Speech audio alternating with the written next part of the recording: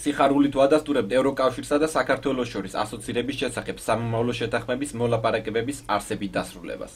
გუშინ საქართველოს საგარეო საქმეთა მინისტრთან მაია ფანჯიკისთან გამართულ შეხვედრებზე ჩვენ გამოვთქვით მადლიერება მოლაპარაკებებში მონაწილე საქართველოს მხარის წარმომადგენელთან მიზანმიმართულობის გამო, რომლებიც თავდაუზოგავად და ენერგიულად მუშაობდნენ მოლაპარაკებების დაწყების პირველივე დღიდან 2010 წელს.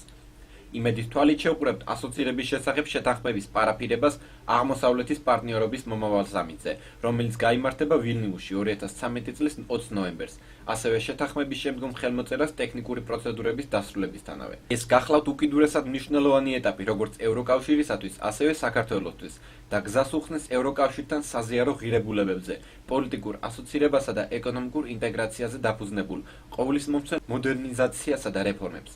ეს შეთანხმება უშუალოდ ზეგავლენას იქონიებს ყოველდღიურ ცხოვრებაზე და ევროკავშირთან დააახლოებს საქართველოსა და მის ყველა მოქალაქეს. ვულოცავთ ორივე მხარეს ყველა წარმომადგენელს, ვინც სრული შეიტანა ამ შესანიშნავი შედეგის მიღწევაში.